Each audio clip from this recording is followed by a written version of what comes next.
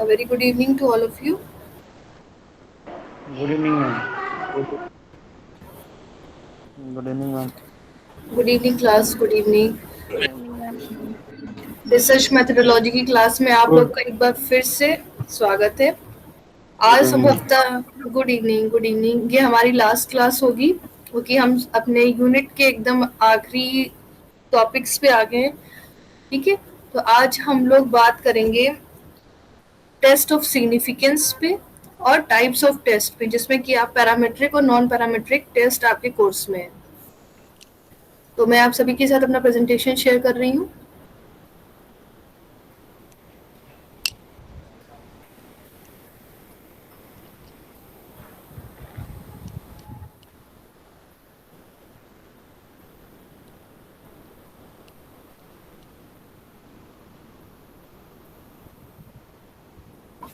Okay, तो आज का जो हमारा टॉपिक वो है टेस्ट ऑफ सिग्निफिकेंस, या जिसे हिंदी में कहते हैं सार्थकता की जांच। ठीक है,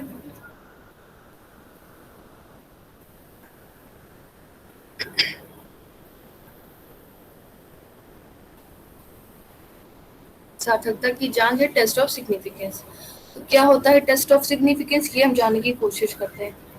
देखो, आप सभी लोग सभी जानते हो कि सबसे पहले क्या चाहिए होता है किसी भी रिसर्च को स्टार्ट करने के लिए। हमारे पास क्या होनी चाहिए, प्रॉब्लम होनी चाहिए। तो सबसे पहला जो स्टेप है वो तो हम क्या करते हैं, रिसर्च प्रॉब्लम को आइडेंटिफाई करते हैं, उसको सेलेक्ट करते हैं।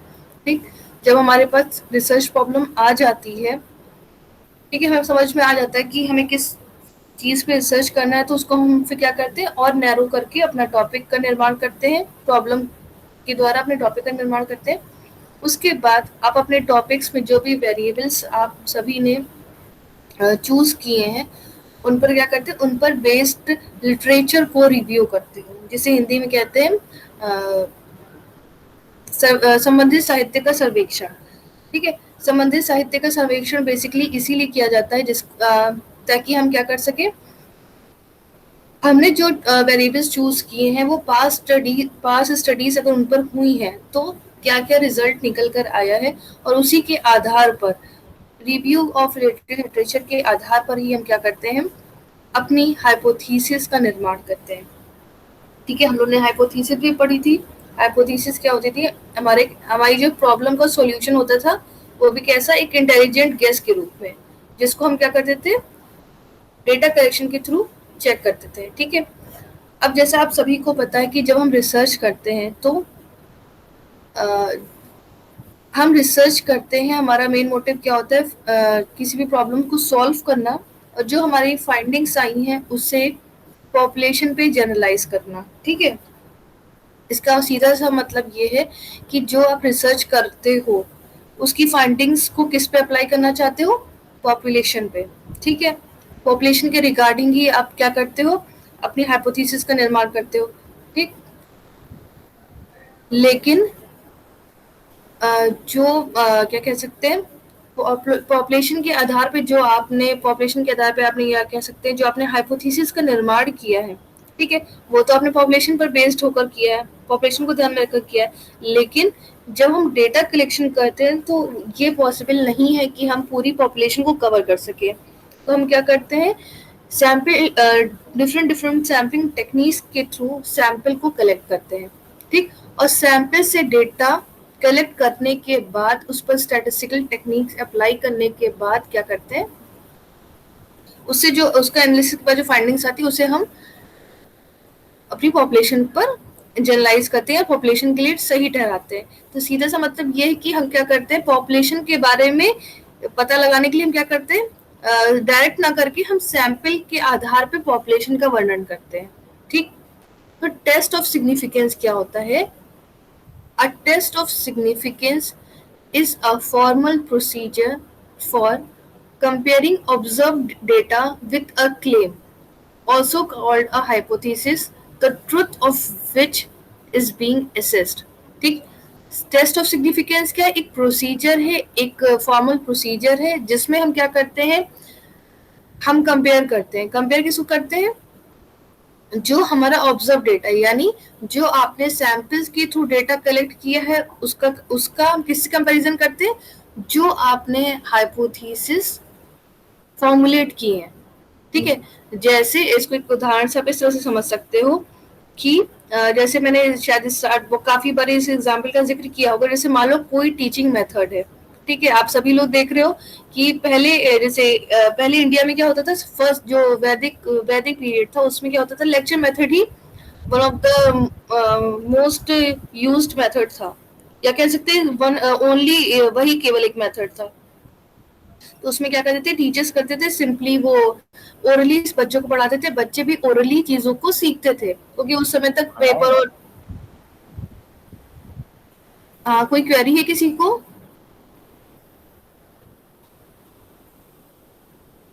ओके, ठीक है, तो ये होता था।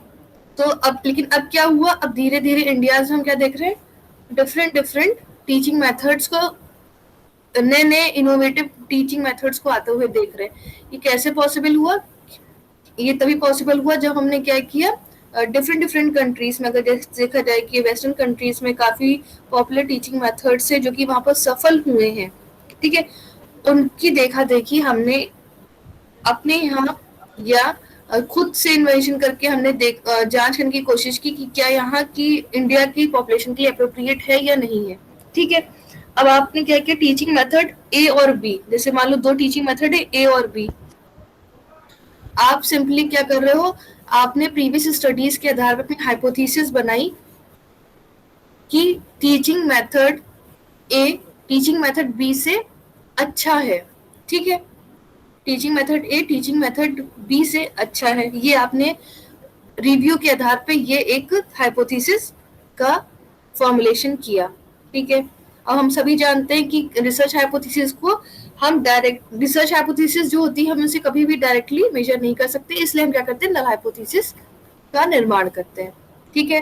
अब हम क्या करें कि टीचिंग मेथड ए बी से अच्छा है, तो ये आपकी हो जाएगी अल्टरनेटिव हाइपोथेसिस। इसके करस्पॉन्डिंग हम नल हाइपोथेसिस बनाएंगे कि देयर इज या ये बोल सकते हैं the effectiveness of teaching method A is equal to teaching method of B, ठीक है, ये हो सकता है, ये आपकी नल हाइपोथेसिस बन गई। अब आप क्या करोगे, अब आप किसी पर्टिकुलर क्लास में टीचिंग मेथड ए के थ्रू बच्चों को पढ़ाओगे, टीचिंग मेथड बी के थ्रू बच्चों को पढ़ाओगे, फिर उनका एकेडमिक अचीवमेंट चेक करोगे। तो ये आपके पास क्या आ गया, ऑब्जर्व डेटा, ठीक है। ये तो आपने खुद से सैंपल से डेटा कलेक्ट किया है और आपकी प्रीवियस स्टडीज की इंफॉर्मेशन के आधार पे एक हाइपोथेसिस है। हाइपोथेसिस कहती है कि टीचिंग मेथड ए और बी में कोई अंतर नहीं है, ठीक है। अब आपने जो डेटा कलेक्ट किया उसमें क्या देखने को मिल रहा है कि टीचिंग मेथड बी ज्यादा अच्छा है ए से, और हाइपोथेसिस आपने बना रखी है टीचिंग मेथड ए और बी दोनों समान है या दोनों की इफेक्टिवनेस इक्वल है, ठीक है। तो ये हम क्या कर, टेस्ट ऑफ सिग्निफिकेंस क्या करता है कि जो भी आपने हाइपोथेसिस बनाई है, ठीक है, उसका कंपैरिजन करता है डेटा के आधार पे जो आपने फाइंडिंग्स को निकालने की कोशिश की, यानी जो पॉपुलेशन में रियली में एग्जिस्ट कर रही हैं चीजें वो, और जो डेटा के आधार पे आपने चीजें निकाली हैं वो एक दूसरे को कहाँ तक सहमत है एक दूसरे से, ठीक है। ये टेस्ट ऑफ सिग्निफिकेंस बेसिकली आप लोग उसमें एक सरल भाषा में समझ लो, टेस्ट ऑफ सिग्निफिकेंस के द्वारा हम क्या करते हैं, ये जानने की कोशिश करते हैं कि जो पॉपुलेशन है, जो पॉपुलेशन पे चीजें लागू हो रही हैं, जो पॉपुलेशन किसी कैरेक्टरिस्टिक्स को दिखा रही है, और जो हमने डेटा कलेक्ट किया है उस वो जो कैरेक्टरिस्टिक दिखा रहा है वो कितना समान है एक दूसरे के, ठीक है। जो अब आप लोग नेक्स्ट पॉइंट देखो, the claim is a statement about a parameter like the population proportion और द पॉपुलेशन मीन म्यू। जैसे जैसे एक हमारी हाइपोथेसिस है कि emotional there is no significant difference in emotional intelligence of boys and girls, ठीक है, ये हमारी एक नल हाइपोथेसिस है। तो क्या बता रहा है ये कि चाहे कोई भी लड़का हो चाहे कोई भी लड़की हो, ठीक है, there is no significant difference, there is no significant difference in emotional intelligence of girls and boys studying at secondary level, ठीक है।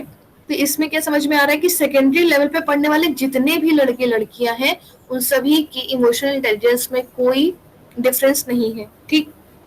ये आपने इस प्रीवियस स्टडीज के आधार पे ये अपनी हाइपोथेसिस बनाई है और आप इसको क्या करना चाहते हो, चेक करना चाहते हो कि क्या वाकई में ऐसा है।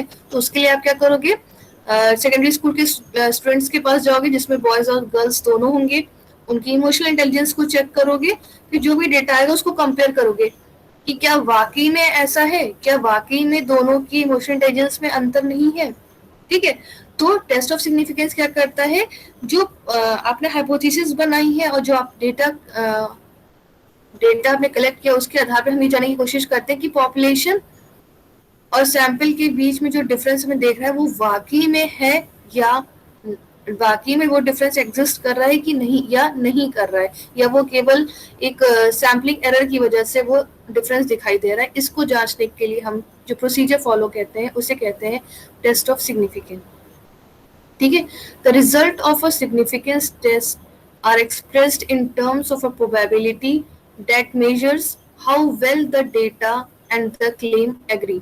जैसे अभी हमने बात की ना कि अगर there is no significant difference in emotional intelligence of boys and girls, ये आपने प्रीवियस स्टडीज के आधार पर, जो प्रीवियस स्टडीज हुई है चाहे इंडिया में चाहे बाहर, उसके आधार पर आपने एक ये इन जनरल एक कंक्लूजन निकाला। ठीक है, अब इसको चेक करने के लिए आप डेटा कलेक्ट करोगे एक सैंपल पे, तो जो सिग्निफिकेंस टेस्ट ऑफ सिग्निफिकेंस वो बताने की कोशिश करेगा कि जो आपने हाइपोथेसिस बनाई, जो आपने क्लेम किया है, हाइपोथेसिस बेसिकली क्या होती है, डिक्लेरेटिव स्टेटमेंट होती है। ये जो आपने स्टेटमेंट दिया है वो और जो आपने डेटा कलेक्ट किया है वो कितना एक दूसरे से सहमत हो रहे हैं, इसकी जांच को ही हम क्या कहते हैं, टेस्ट ऑफ सिग्निफिकेंस कहते हैं। ठीक है, ये कि पॉपुलेशन में जैसे बाकी में पॉपुलेशन में जो चीज़ दिखाई दे रही है और जो आपने डेटा के थ्रू जो आप दिखाना चाहते हो उनमें कितना कह सकते हैं कितना सहमति है, कितना एक जैसापन है, वो जो चेक करते हैं वो हम कहते हैं टेस्ट ऑफ सिग्निफिकेंस के थ्रू। अब टेस्ट ऑफ सिग्निफिकेंस एक चूंकि प्रोसेस है तो इसमें मुख्य रूप से 4 स्टेप होते हैं। हम एक एक करके सारे स्टेप की बात करेंगे। पहला आपका स्टेप है state the null and alternative hypothesis. ठीक है, आप सभी लोग बार बार ये सोचते होंगे कि रिसर्च हाइपोथेसिस जैसे हम लोग बनाते हैं तो उसको जब हमने शायद हाइपोथेसिस पढ़ा तो मैंने बताया था कि रिसर्च हाइपोथेसिस बेसिकली क्या होती है आपकी एक थियोरेटिकल बेस्ड हाइपोथेसिस होती है जो कि हमारे प्रीवियस स्टडीज के रिव्यू पर आधारित होती है, हमारे ऑब्जर्वेशंस पे आधारित होती है। ठीक है, रिसर्च हाइपोथेसिस वो हाइपोथेसिस होती है जिसको रिसर्चर सही होते हुए देखना चाहता है, वो चाहता है कि वो हमेशा सही हो। जैसे कोई टीचिंग मेथड की मैंने बात की, तो अगर वो वेस्टर्न कंट्रीज के बच्चों पर पॉजिटिव इफेक्ट डाल रही है तो हम भी उससे बहुत इन्फ्लुएंस है तो हम ये चाहेंगे कि इंडिया के बच्चों पर भी क्या हो, वो उसका जो इफेक्ट है वो पॉजिटिव आए। ठीक है, लेकिन हमने कहा था कि रिसर्च हाइपोथेसिस को हम डायरेक्टली मेजर नहीं कर सकते। कारण क्या है, आप लोग देखो, when using logical reasoning it is much easier to demonstrate that a statement is false than to demonstrate that it is true. This is because proving something false only requires one counterexample. Providing something true, however, require proving the statement is true in every possible situation. यानी simply research hypothesis को हम सही घोषित करना चाहते हैं, ये चाहते हैं कि हमारी रिसर्च हाइपोथेसिस ही हमारा एक सॉल्यूशन के रूप में उभर के आए। लेकिन किसी भी चीज को सही ठहराना उतना आसान नहीं जितना किसी चीज को गलत ठहराना, क्योंकि किसी चीज को गलत ठहराने के लिए आपके पास सिर्फ एक अगर सबूत है तो हम उसको क्या कर सकते हैं, गलत ठहरा सकते हैं। इसीलिए हम क्या करते हैं, रिसर्च हाइपोथेसिस रिसर्च हाइपोथेसिस बनाने के बाद उसकी ध्यान में रख के नल हाइपोथेसिस जरूर बनाते हैं। हमारे रिसर्चर की हमेशा ये कोशिश होती है कि वो नल हाइपोथेसिस रिजेक्ट हो जाए। क्यों? ताकि उसकी रिसर्च हाइपोथेसिस ट्रू हो जाए। जब नल हाइपोथेसिस रिजेक्ट होगी तभी उसकी क्या होगी, रिसर्च हाइपोथेसिस जिसको कि वो ट्रू करना चाह रहा था, जिसको कि वो सही करना चाह रहा था, तभी वो एक्सेप्ट हो पाएगी। ठीक है, तो सिंपली सा एक रीजन ये होता है कि किसी भी चीज को अगर आपको सही ठहराना है तो उसको आपको बहुत प्रयास करना पड़ेगा। क्यों? क्योंकि आपको उसको हर सिचुएशन में सही दिखाना पड़ेगा। लेकिन अगर किसी चीज को हमें रिजेक्ट करना या गलत दिखाना तो एक या बहुत ही कम प्रयास में हम क्या कर सकते हैं, किसी भी चीज को गलत दिखा सकते हैं, ऐसा फैक्ट है। ठीक, आप सभी लोग नल हाइपोथेसिस और अल्टरनेटिव हाइपोथेसिस से परिचित हो, लेकिन एक बार हम फिर से यहाँ पर बात कर लेते हैं। टेस्ट ऑफ सिग्निफिकेंस में सबसे पहला पार्ट जो है वो है नल हाइपोथेसिस और अल्टरनेटिव हाइपोथेसिस का फॉर्मुलेशन। ठीक है, नल हाइपोथेसिस क्या होती है? A null hypothesis is used because this hypothesis assumes that there is no difference between the two means or that the recorded difference is not significant. The notation that is typically used for the null hypothesis is h naught.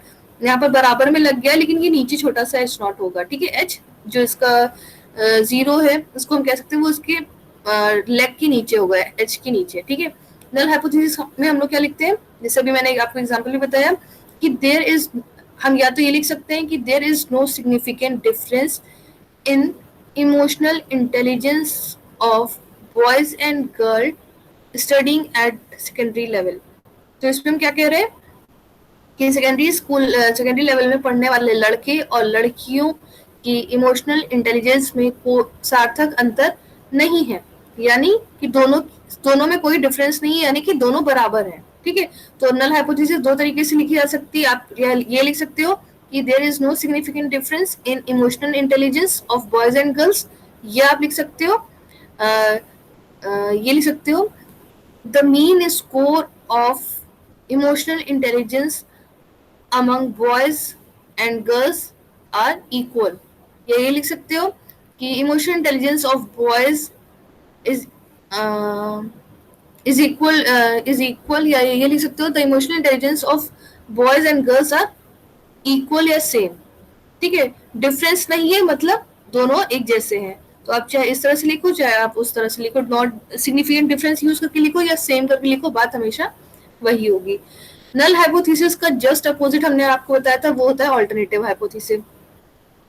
जरूरी नहीं है आप alternative hypothesis को बनाओ, obvious होता है कि अगर नल हाइपोथेसिस रिजेक्ट होती है तो हम अल्टरनेटिव हाइपोथेसिस को एक्सेप्ट करते हैं।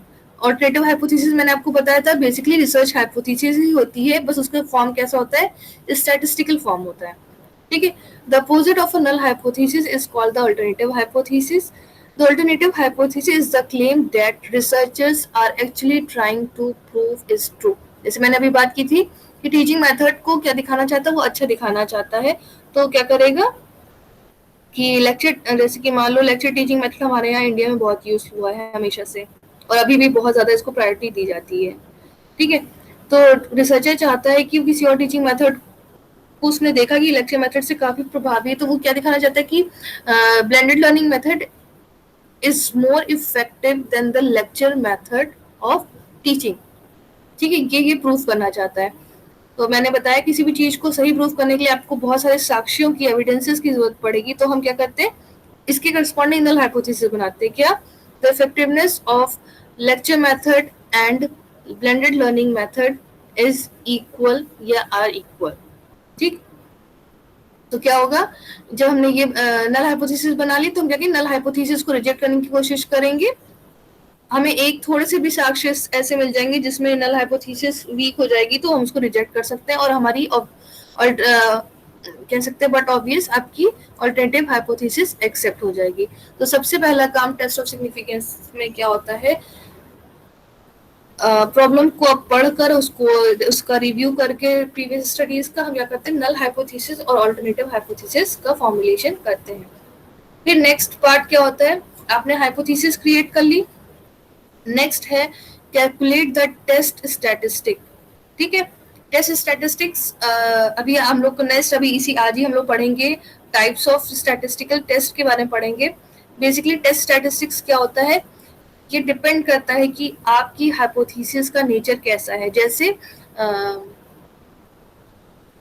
There is no significant difference in mean achievement scores of boys and girls of class 8।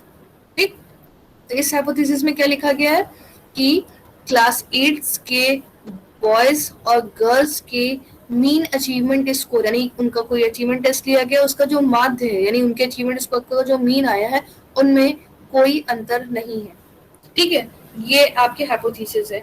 इस हाइपोथेसिस को चेक करने के लिए, ठीक है। एक हम जब टेस्ट ऑफ सिग्निफिकेंस, जब सिग्निफिकेंस का टेस्ट करते हैं तो हमें कंपेयर करने के लिए एक न्यूमेरिकल वैल्यू चाहिए। उस न्यूमेरिकल वैल्यू को प्राप्त करने के लिए हम क्या करते हैं, स्टैटिस्टिकल टेस्ट अप्लाई करते हैं डिपेंडिंग अपॉन द सिचुएशन, ठीक है। तो स्टैटिस्टिकल टेस्ट यहाँ पर आपने लिखा ना कैलकुलेटेड टेस्ट स्टैटिस्टिक्स, जैसे अभी आप लोग आगे पढ़ोगे टी टेस्ट है, एनोवा टेस्ट है, एनकोवा टेस्ट है, और नॉन पैरामेट्रिक में काई स्क्वायर टेस्ट है, मीडियन टेस्ट है। तो इन सभी टेस्ट की, जैसे टी टेस्ट है तो उसमें हम क्या करते हैं, टी स्टैटिस्टिक्स की वैल्यू निकालते हैं। टी की एक वैल्यू आती है, उसके आधार पे हम यहाँ कंक्लूजन पे पहुंचते हैं। आगे भी आप लोग पढ़ोगे कि हाइपोथेसिस के साथ क्या करना है, उसे एक्सेप्ट करना है कि रिजेक्ट करना है। तो सेकंड पार्ट में हम क्या करते हैं, हाइपोथेसिस की नेचर के अकॉर्डिंग, मान के अकॉर्डिंग स्टैटिस्टिकल टेस्ट को अप्लाई करते हैं, कि स्टैटिस्टिक्स निकालते हैं, जिसके आधार पे हम आगे क्या करते हैं, कंक्लूजन पर पहुंचने की कोशिश करते हैं। A statistical test is a procedure for deciding whether a hypothesis about a quantitative feature of a population is true or false, ठीक है। जैसे भी हमने बताया ही आपको कि हाइपोथेसिस जो होती है आपकी पॉपुलेशन पर बेस्ड होती है, ठीक है। स्टैटिस्टिकल टेस्ट एक प्रोसीजर होता है जिसके आधार पे हम ये डिसाइड करते हैं कि पॉपुलेशन का जो फीचर हाइपोथेसिस में शो हो रहा है वो ट्रू है या फॉल्स है। या इसको सिंपली कह सकते हैं, a statistical test is a way to evaluate the evidence the data provides against a null hypothesis. Statistical test एक तरीका है क्या नल हाइपोथेसिस को कि अगेंस्ट एविडेंसेस को इकट्ठा करने का, या नल हाइपोथेसिस को रिजेक्ट करने के लिए जो एक वैल्यू चाहिए होती है, उसका जो आधार है वो आपको होता है स्टैटिस्टिकल टेस्ट। फिर इसके बाद नेक्स्ट आपका जो काम है, जो थर्ड स्टेप है, वो है फाइंड द पी वैल्यू।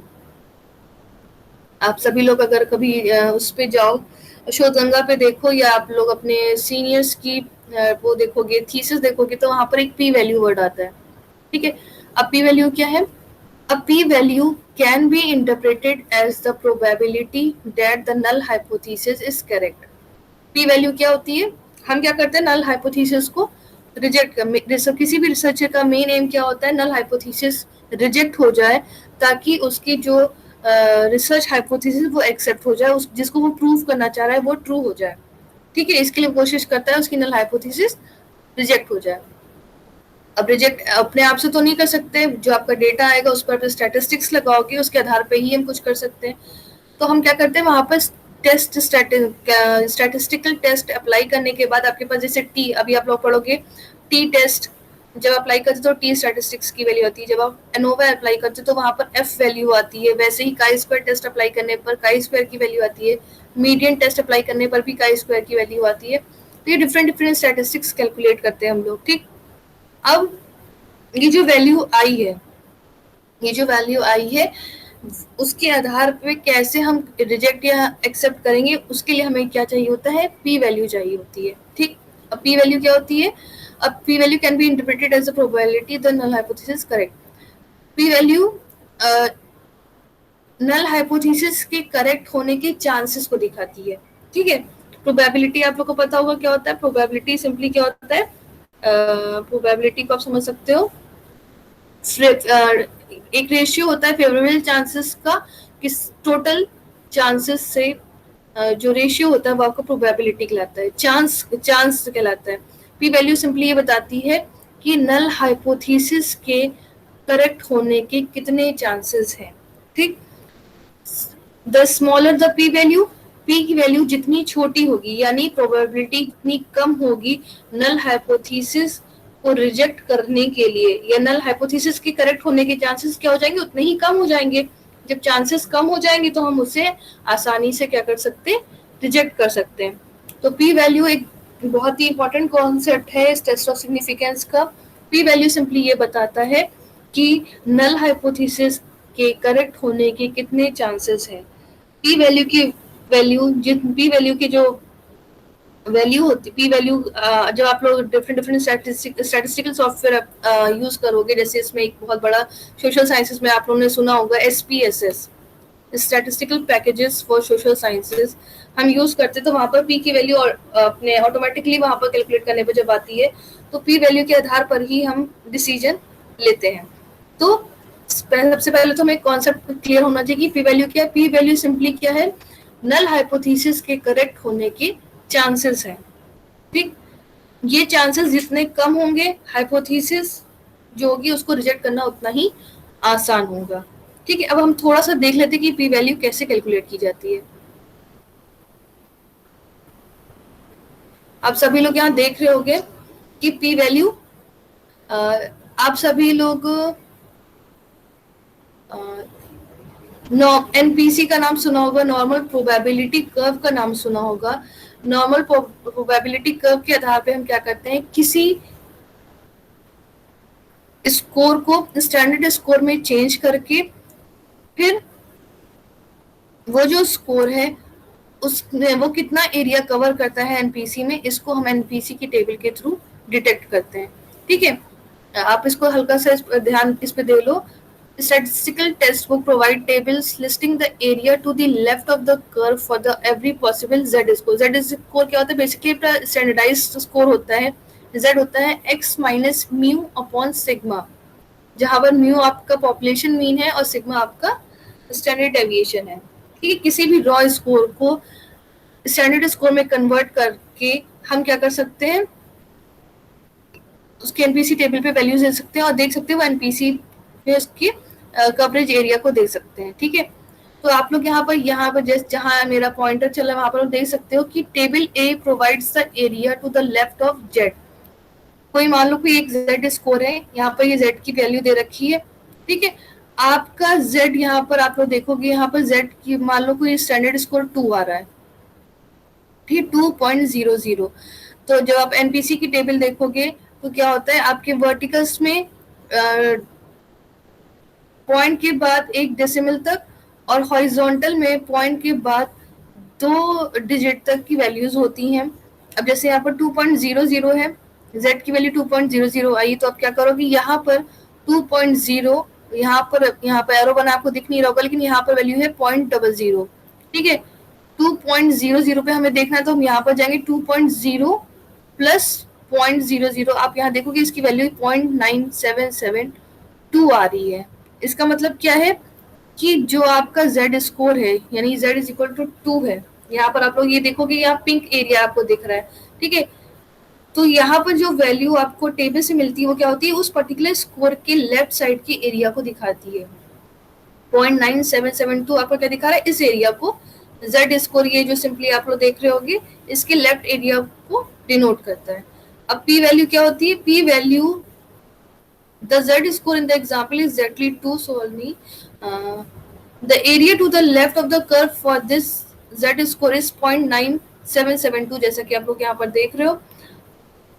ठीक है, जब हम ये टेस्ट ऑफ सिग्निफिकेंस को हाइपोथेसिस टेस्टिंग भी कहा जाता है। ठीक है, जब हम हाइपोथेसिस को टेस्ट करते हैं तो हमें क्या चाहिए होता है, जो आपका z स्कोर है उसके राइट साइड का एरिया, यानी कि जो आप यहाँ पर ब्लू एरिया देख रहे हो हमें उसको देखना होता है। ठीक है, however, for hypothesis testing, the area to the right of z is needed. This is called p value. ये जो आपका एरिया है नीला नीला, वो आपका p value कहलाता है। Since the entire area under the curve is equal to 1, NPC का जो पूरा ये कर्व है, इसके अंदर पूरे को हम क्या कर सकते हैं, 1 मान सकते हैं। और आपको p वैल्यू चाहिए तो हम क्या करेंगे, z स्कोर के लिए जो वैल्यू आती है हमारी एनपीसी की टेबल से, उसमें अगर 1 में से वो वैल्यू माइनस कर दे तो वो जो वैल्यू आएगी सब्ट्रैक्ट करने के बाद वो आपकी p वैल्यू होगी। यहाँ पर आप देख सकते हो z is equal to 2, area to the left 0.9772 है, तो p की वैल्यू क्या हो जाएगी, 1 माइनस 0.9772, यानी p वैल्यू क्या हो जाएगी, सिंपली 0.0228। ठीक, p वैल्यू मैंने बताया क्या है, एक तरीके से प्रोबेबिलिटी है। तो अब इसको हम परसेंटेज में चेंज करें तो यहाँ पर आप देख सकते हो, 1 सेकेंड, यहाँ पर आप देख सकते हो, यहाँ पर लिखा है, यहाँ पर वैल्यू कितनी आई पी की, 0.0228। दिस मीन्स दैट अगर इसको हम परसेंटेज में कन्वर्ट करें तो उसको 100 से मल्टीप्लाई करेंगे तो कितनी वैल्यू हो जाएगी आपकी 2.28% सिंपली आएगी, तो हम 2 मान के चल रहे हैं। This means that there is only 2% chance that P value क्या है आपके नल हाइपोथेसिस के करेक्ट होने के चांसेस है। तो यहाँ पर अगर परसेंटेज में हमने इसको पी वैल्यू को परसेंटेज में कन्वर्ट किया तो इसको हम बोल सकते हैं that there is only 2% chance that the null hypothesis is true। केवल 2% चांस होंगे कि नल हाइपोथेसिस ट्रू होगी, ठीक है। या कह सकते हैं कि अगर, या हम कह सकते हैं कि नल हाइपोथेसिस ट्रू होगी, मतलब यहाँ पर चूंकि आप इसको देख सकते हो, यहाँ पर एक इन्होंने हाइपोथेसिस बनाई हुई थी इससे जस्ट पहले वाले पेज में, वो यहाँ पर नहीं शो हो रहा है कि पॉपुलेशन का मीन 100 है और सैंपल का मीन 108 है, ठीक है। तो पॉपुलेशन मीन अलग आ रहा है और सैंपल मीन 108 आ रहा है, इसको हमें टेस्ट करना था, तो इन्होंने पूरा ये सिंपली फॉलो किया और पी की वैल्यू इनके पास 2 आई, पॉइंट जो भी समझे 0.002 आई। तो इसका मतलब सिंपली ये है, if the population mean is 100 then there is only a 2% chance of having a sample mean equal to 108। केवल 2% चांस ऐसा होगा जब क्या होगा, आपका जो सैंपल मीन है वो कैसा हो जाएगा, पॉपुलेशन मीन के बराबर होगा, वरना डिफरेंसेस आते रहेंगे। 100 में केवल 2 बार ऐसा होगा। तो ये आपकी पी वैल्यू होती है। इसके बाद हम क्या करते हैं, पी वैल्यू को कंपेयर करते हैं अल्फा से। अल्फा को कहते हैं लेवल ऑफ सिग्निफिकेंस या सिग्निफिकेंस लेवल, ठीक है। पी वैल्यू कैलकुलेट कर लिए। अब पी वैल्यू के आधार, पी वैल्यू का कंपैरिजन करेंगे अल्फा से। अल्फा को कहते हैं लेवल ऑफ सिग्निफिकेंस, जो कि डिसाइड करता है कि नल हाइपोथेसिस को एक्सेप्ट किया जाए या रिजेक्ट किया जाए। बिहेवियरल साइंसेस में या सोशल साइंसेस में हम सभी लोग लेवल ऑफ सिग्निफिकेंस बेसिकली क्या करते हैं, 2 लेते हैं 0.05। 0.05 का मतलब क्या है कि हम 5% एरर को अलाउ कर रहे हैं, ठीक है। 0.05 का मतलब ये है कि आप क्या कर रहे हो, 100 में केवल 5 बार एरर को अलाउ कर रहे हो। और अगर आपने 0.01 लेवल ऑफ सिग्निफिकेंस लिया, इसका मतलब क्या है कि आप 100 में 100 आपने 100 बार किसी एक्सपेरिमेंट को दोहराया तो उसमें सिर्फ आप क्या कर रहे हो, 1 बार एरर को अलाउ कर रहे हो, ठीक है। अब जब आप अल्फा लेवल, हमेशा जब रिसर्चर स्टडी स्टार्ट करता है तभी वो अपना डिटरमिन कर लेता है, चूज कर लेता है। जो जैसे मान लो मैंने 0.05 कर लिया, ठीक है। अब हमारी जब डिफरेंट स्टैटिस्टिक्स लगाते हैं और पी की वैल्यू आती है तो पी की कंपैरिजन हम करते हैं अल्फा लेवल से, ठीक। अब आप लोग नीचे के 2 पॉइंट्स पर ध्यान दो। If the P value is larger than alpha, ठीक। अगर पी की वैल्यू किस अल्फा से ज्यादा आई, यानी अल्फा की वैल्यू आपने या तो 0.05 आपने ली होगी या 0.01, अगर पी की वैल्यू 0.05 या 0.01 से ज्यादा है तो हम क्या करते हैं, नल हाइपोथेसिस को रिजेक्ट नहीं कर पाते हैं, ठीक है। और उस केस में हमें क्या करना पड़ता है, अल्टरनेटिव हाइपोथेसिस को रिजेक्ट करना पड़ता है, ठीक है। नल हाइपोथेसिस को एक्सेप्ट करना पड़ता है या रिटेन करना पड़ता है, हम उसको रिजेक्ट नहीं कर सकते। लेकिन अगर पी वैल्यू आपकी छोटी आई है अल्फा लेवल से, यानी 0.05 या 0.01 से कम आई है, तो क्या करते हैं, उस केस में चांसेस कम होते हैं नल हाइपोथेसिस के ट्रू होने के। तो जब चांसेस बहुत कम है तो हम क्या कर सकते हैं, नल हाइपोथेसिस को रिजेक्ट कर सकते हैं और फिर हमारी जो अल्टरनेटिव हाइपोथेसिस है वो क्या होती है, एक्सेप्ट हो जाती है। तो ये था आप लोग का test of significance. Test of significance में हमने देखा कि टेस्ट ऑफ सिग्निफिकेंस क्या होता है और उसमें 4 स्टेप्स होते हैं। स्टेप्स क्या है, formulation of hypothesis, choose appropriate statistical tool and calculate the statistic, then calculate p value। p value अगर आप उससे मैनुअली निकालना चाहते हो तो वो तरीका मैंने बता दिया है, और बाकी जो स्टैटिस्टिकल सॉफ्टवेयर है उसमें खुद ब खुद कैलकुलेट होके p वैल्यू आ जाती है। अब p वैल्यू आपके पास है, लेवल ऑफ सिग्निफिकेंस आपने चूज कर रखा है, उसी इन दोनों के आधार पे अगर p वैल्यू आपकी बड़ी है अल्फा से तो नल हाइपोथेसिस को हम रिजेक्ट नहीं कर पाते हैं, ठीक है। उस केस में हमें फिर अपनी ऑल्टरनेटिव हाइपोथेसिस को रिजेक्ट करना पड़ता है। लेकिन अगर पी वैल्यू आपकी अल्फा से छोटी है, ठीक है, पी वैल्यू आपकी छोटी है अल्फा से, तो उस केस में हम नल हाइपोथेसिस को रिजेक्ट कर देते हैं और ऑल्टरनेटिव हाइपोथेसिस को एक्सेप्ट कर लेते हैं। तो टेस्ट ऑफ सिग्निफिकेंस का जो प्रेजेंटेशन था वो यहीं पर बाइंड अप होता है। अब हम लोग नेक्स्ट टॉपिक पे आते हैं, आपका parametric and non parametric test. आप सभी ने देखा अभी सिंपली कि जब टेस्ट ऑफ सिग्निफिकेंस किया जाता है, जब किसी हाइपोथेसिस की सार्थकता की जांच की जाती है, हाइपोथेसिस टेस्टिंग की जाती है, तो सेकंड नंबर पे आपने देखा स्टेप क्या है, कैलकुलेट द स्टैटिस्टिक्स। ठीक, अब जो हमें स्टैटिस्टिक्स कैलकुलेट करनी होती है, यानी जो स्टैटिस्टिकल टेस्ट अप्लाई करने होते हैं, उसके बारे में हम लोग थोड़ा सा आज जानेंगे। वो दो तरह के होते हैं, parametric test and non parametric test. Statistical test के बारे में आपको बता ही चुकी हूँ अभी प्रीवियस स्लाइड में कि स्टैटिस्टिकल टेस्ट बेसिकली क्या होते हैं, एक प्रोसीजर होता है जिसके द्वारा हम क्या करते हैं, ये डिसाइड करते हैं कि जो क्वांटिटेटिव फीचर पॉपुलेशन का हमने हाइपोथेसिस में दिखाया है या ऑब्जर्व किया है वो सही है या गलत है। या स्टैटिस्टिकल हाइपोथेसिस बेसिकली क्या करते हैं, ये इवेल्युएट करने में हमारी मदद करते हैं कि जो नल हाइपोथेसिस है उसे एक्सेप्ट किया जाए या रिजेक्ट किया जाए। स्टैटिस्टिकल हाइपोथेसिस दो तरह के होते हैं, एक होता है पैरामीट्रिक टेस्ट, एक होता है नॉन पैरामीट्रिक टेस्ट। अब पहले हम लोग बात करते हैं पैरामीट्रिक टेस्ट की। ठीक है, पैरामीट्रिक टेस्ट को पैरामीट्रिक टेस्ट इसलिए कहते हैं क्योंकि पैरामीट्रिक टेस्ट में कुछ एजम्पशंस होते हैं जो कि पैरामीटर्स के बारे में होते हैं। अब पैरामीटर्स क्या होता है,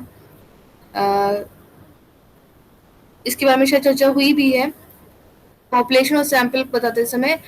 जैसे मान लो आपके पास क्या है, पॉपुलेशन है, ठीक है, जैसे कानपुर के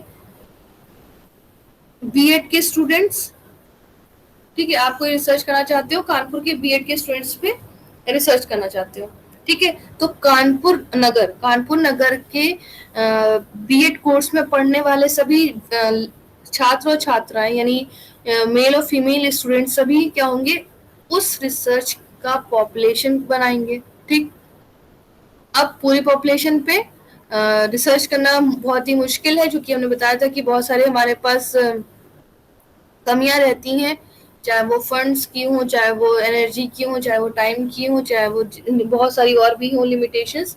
तो इसलिए हम क्या करते हैं, पॉपुलेशन पर ना अप्लाई कर, पॉपुलेशन पर अपना डेटा ना कलेक्ट करके हम उस पर क्या करते हैं, सैम्पलिंग, डिफरेंट सैम्पलिंग टेक्निक से उसके आधार पर अपना सैंपल सिलेक्ट करते हैं और फिर सैंपल पर अपना डेटा कलेक्ट करते हैं। ठीक है, अगर आप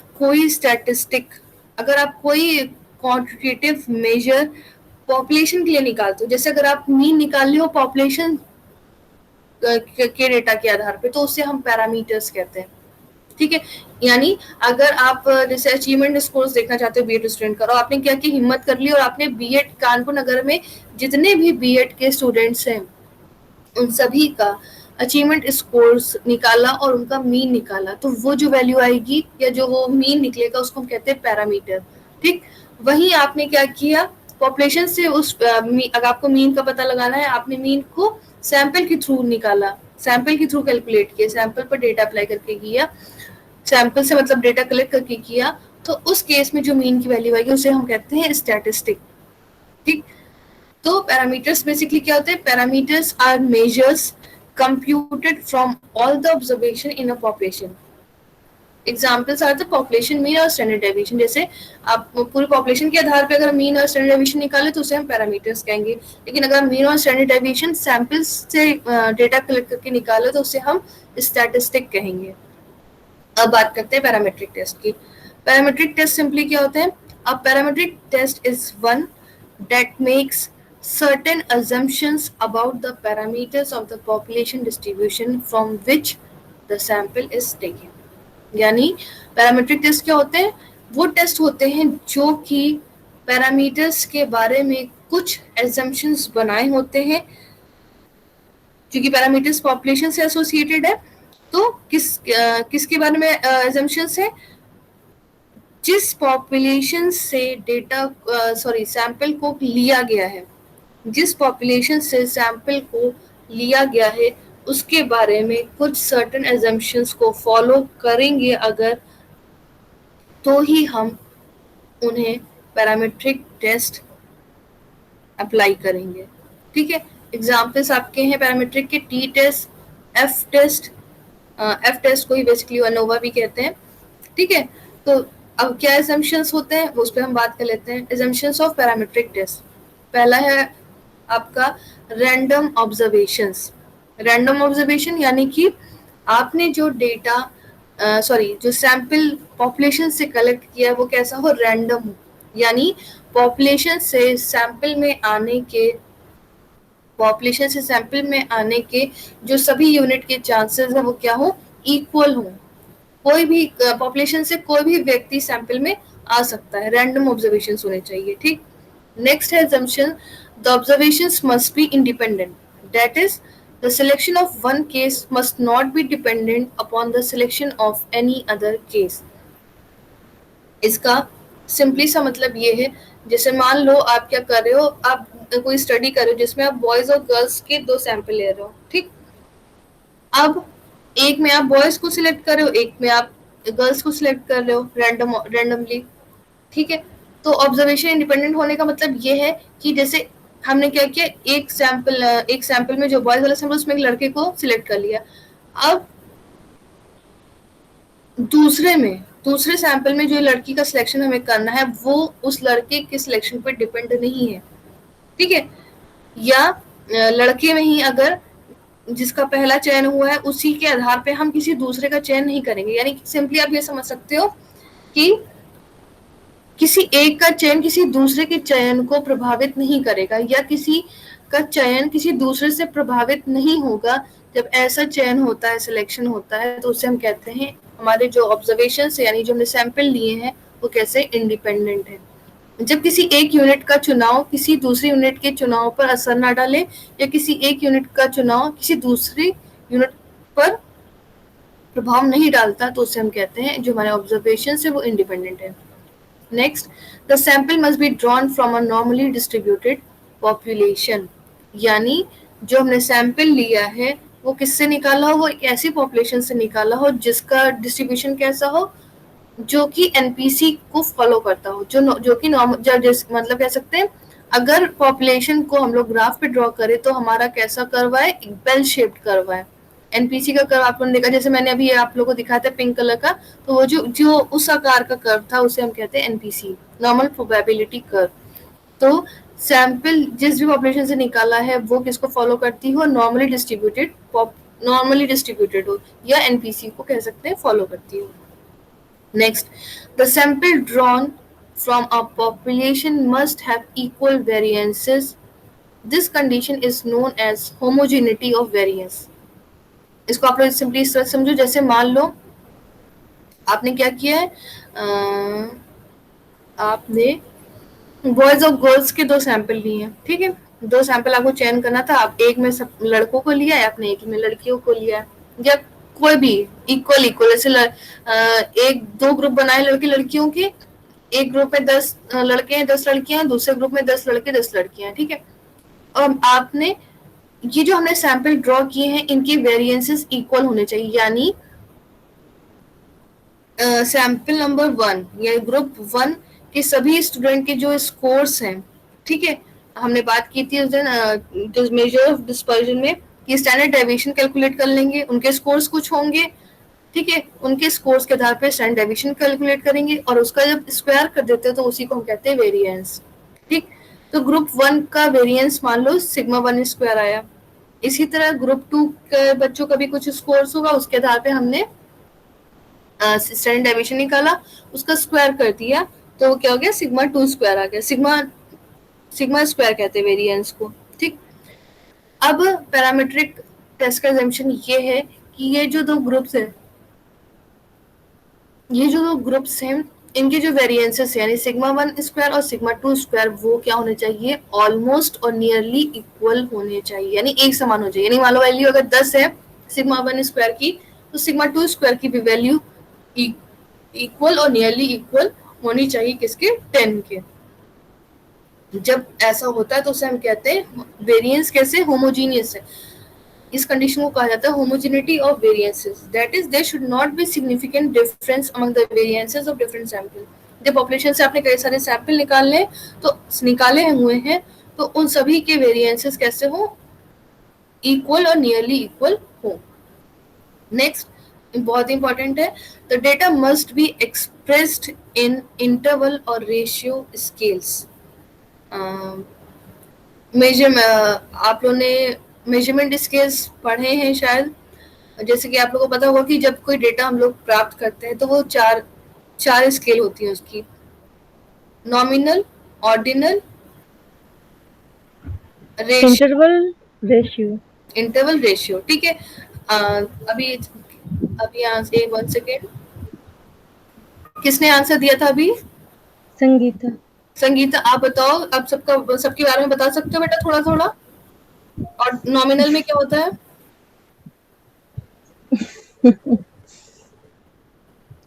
कोई और प्रयास करना चाहे तो कर सकते हैं। नॉमिनल में क्या होता है, बस जस्ट एक क्विक आप लोग देख लो तो कि आप लोग को समझ में आ जाएगा कि पैरामीट्रिक टेस्ट में नॉमिनल, एनी आइडिया? अरे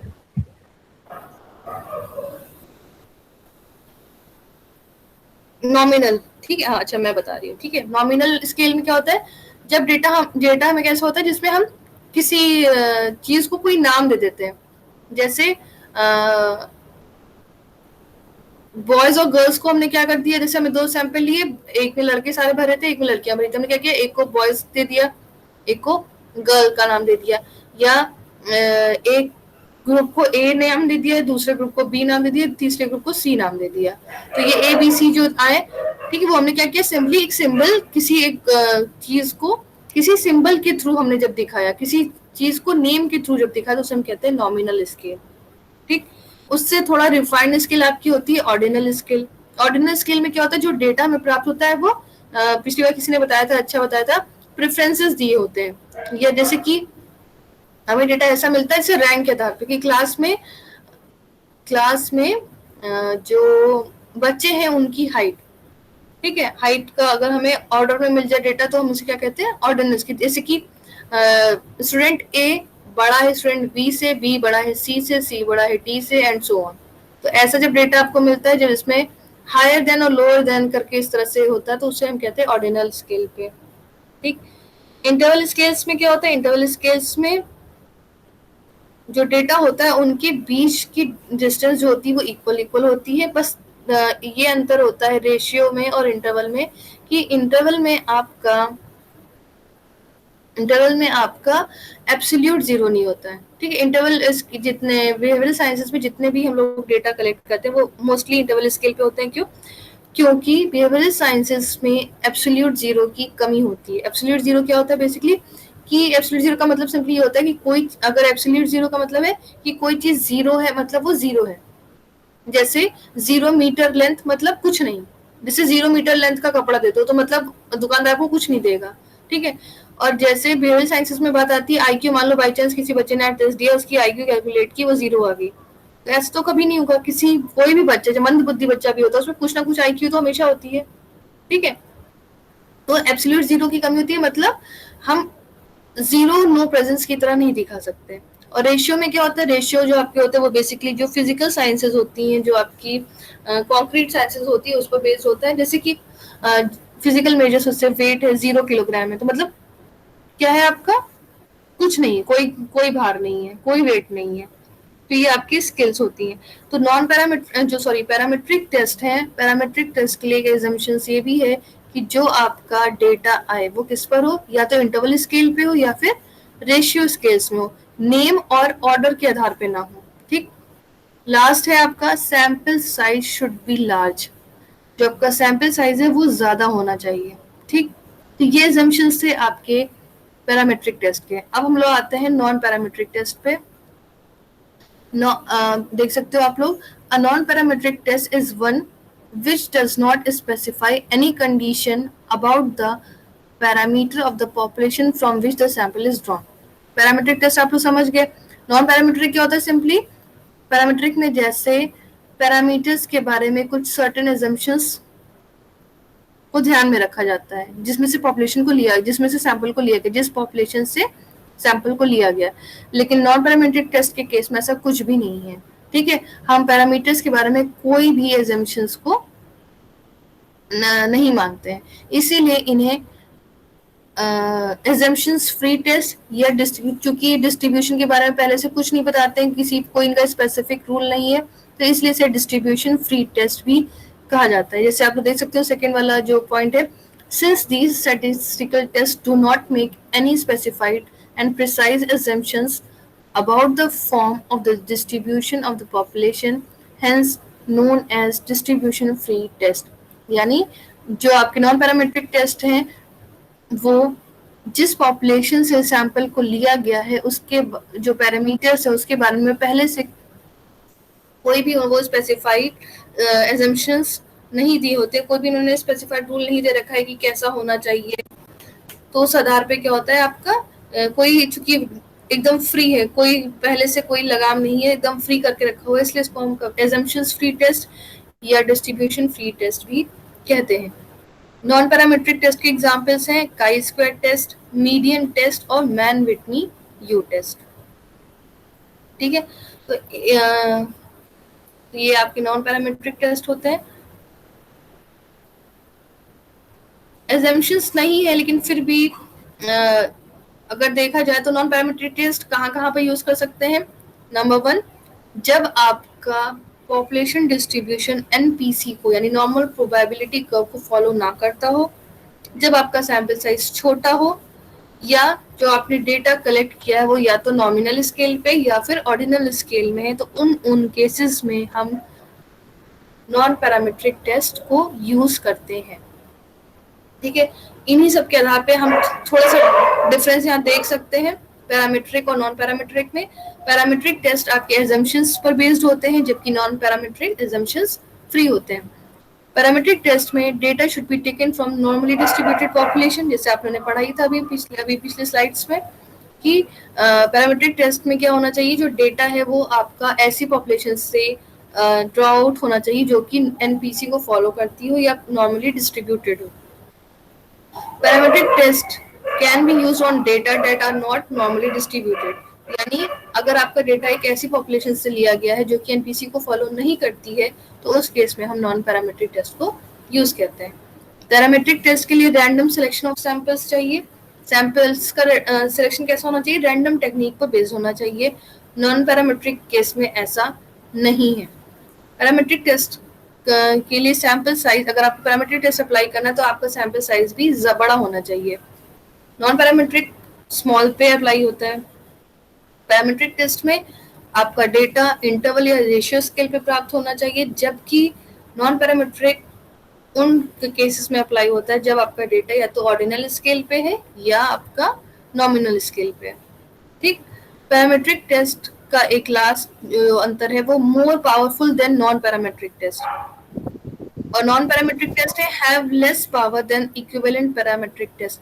पावरफुल होने से मतलब ये है कि बेसिकली अभी हम लोगों ने अभी पिछली क्लास में बात की टेस्ट ऑफ सिग्निफिकेंस की, तो टेस्ट ऑफ सिग्निफिकेंस का जो सेकंड स्टेप है स्टैटिस्टिक्स कैलकुलेट करना, वो आपका बेस्ड है पैरामीट्रिक और नॉन पैरामीट्रिक में, ठीक।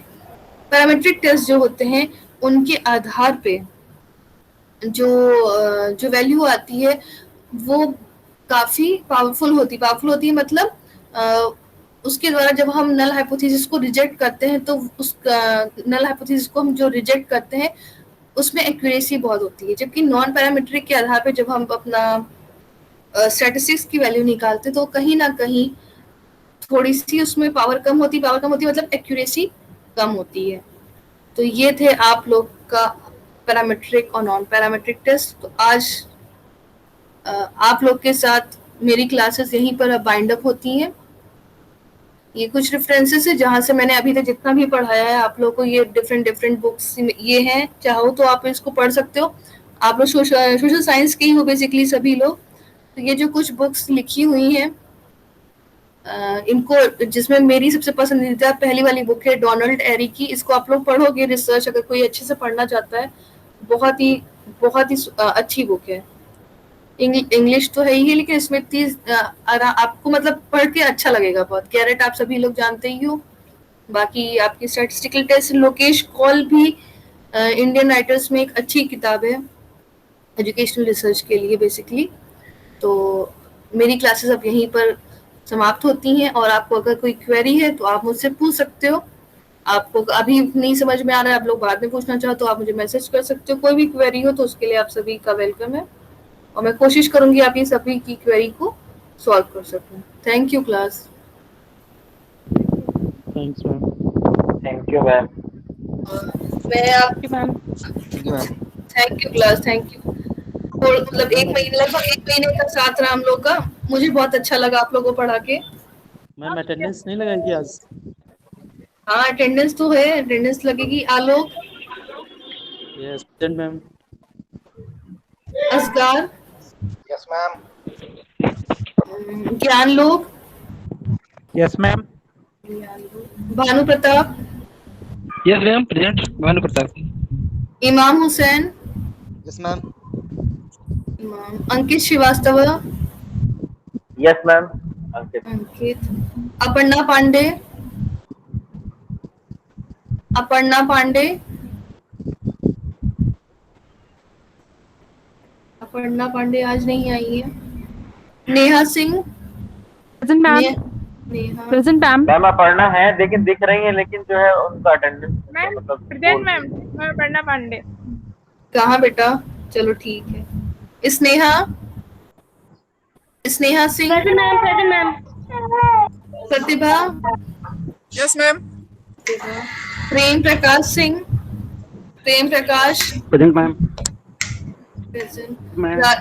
हाँ, प्रेम आपका हो गया। Rajiv Kumar, yes ma'am. राजीव कुमार, विवेक, हाँ राजीव आपकी अटेंडेंस लग गई है। Vivek Kumar, Vivek Kumar, Murali Kumar, yes ma'am. Okay. Sangeeta, present ma'am. Pradeep Kumar, Pradeep Kumar नहीं आए हैं। शुभम चौधरी, शुभम चौधरी, शुभम चौधरी, शुभम भी नहीं आए हैं। दीपक वर्मा, दीपक वर्मा, अच्छा